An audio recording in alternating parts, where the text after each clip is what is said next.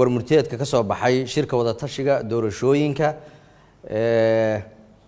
iyo dhamaystirka heshiiskii Samareeb 3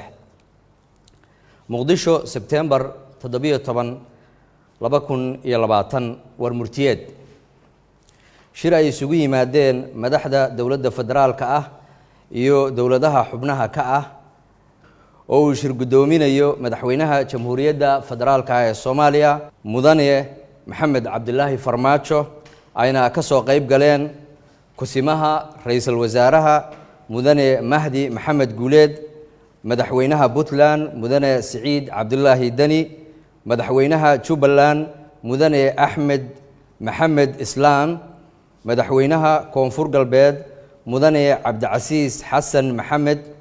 madaxweynaha Galmudug mudane Axmed Cabdi Kaariye madaxweynaha Hirshabeelle mudane Maxamed Cabdi Waare iyo gudoomiyaha gobolka Banaadir mudane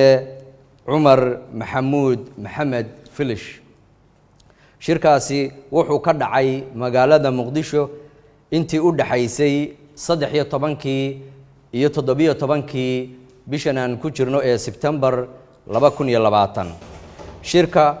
waxa uu daba socday kulamo isdaba joog ahaa oo ka soo bilowmay Samareeb 1 oo ay isugu yimaadeen madaxda dawladaha xubnaha ka ah dawladda federaalka ah iyo Puntland Jubbaland Galmudug Hirshabeelle iyo Koonfur Galbeed oo ka dhacay Samareeb 2 oo uu ka dhashay aan idhaahdee shirkii Samareeb 2 oo ay wada tashi ku yeesheen madaxda dawladda federaalka ah iyo madaxda dawladaha xubnaha ka ah dawladda federaalka ah iyo gobolka Banaadir oo la xiriiray sidii dalka doorasho waqtigeeda ku qabsoonta oo ay uga dhici lahayd waxa xusid mudan in shirka Muqdisho uu dhamaystir u yahay heshiiskii Samareeb 3 shir madaxeedkan inta uu socday waxa la isla gorfeeyay xaaladda siyaasadeed amni iyo bulsho ee ku hareeraysan qabsoomidda doorashooyinka baarlamaanka federaaliga ah iyo tan madaxweynaha taas oo ku dhacda waqtigeeda si waafaqsan heshiiskii Samareeb haddaba iyadoo taas laga ambaqaadayo waxay madaxdu ku dul shaqeeyeen heshiiskii ka soo baxay Samareeb 3 falanqayn dheer kadib iyaga oo dhowraya midnimada dalka iyo wadajirkiisa tixgelinayana xaaladaha amniga iyo siyaasadeed ee dalka ka jira loona qaban lahaa doorasho xilligeeda ku dhacda waxay isla qaateen qodobadan soo socda qodobka koowaad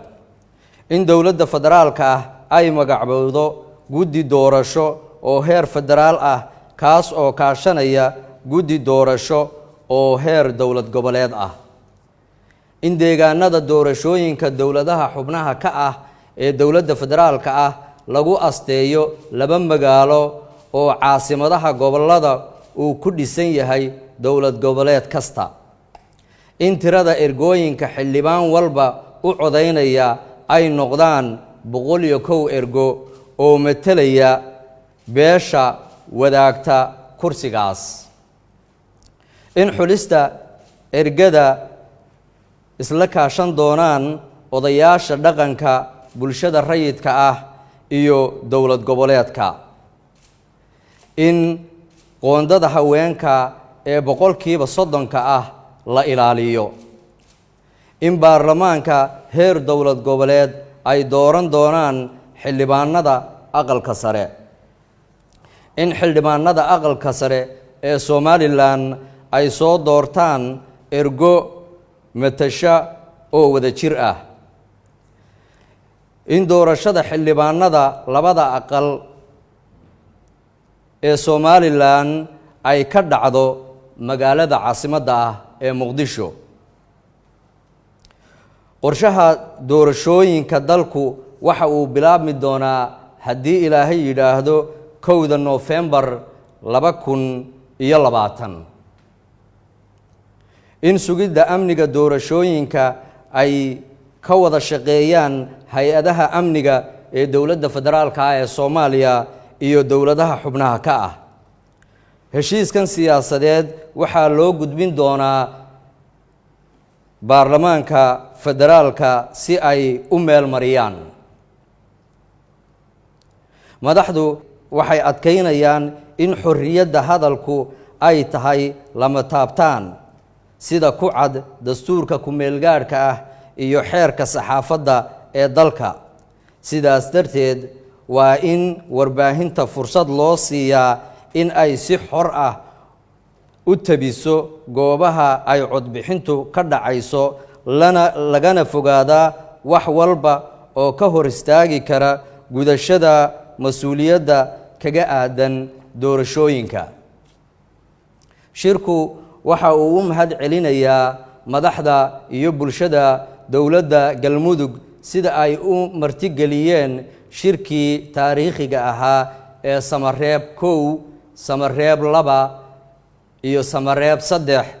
sidoo kalena waxaa ammaan mudan shacabka iyo maamulka gobolka Banaadir sida diiran ee ay u soo dhaweeyeen madaxda dowlad goboleedyada iyo wufuudii ballaadhnayd ee la socotay.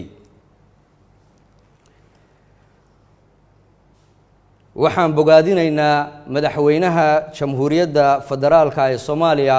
mudane Maxamed Cabdulaahi Farmaajo hogaaminta ku dhisan isku haynta dalka ee uu muujiyey muddadii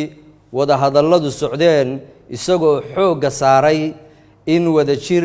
iyo wada ogol lagu dhammeeyo arrimaha doorashooyinka ee dalka. ugu dambeyntii, shirku waxa uu bogaadinayaa beesha caalamka kaalinta muuqata ee ay ka geysanayso dib u dhiska iyo horumarinta dowladnimada Soomaaliya. dhammaad intaas ayuu ku dhammaaday sida uu qorayo heshiiskanina waxaa la horgeyn doonaa haddii Ilaahay yidhaahdo baarlamaanka federaalka ah si uu u meel mariyo.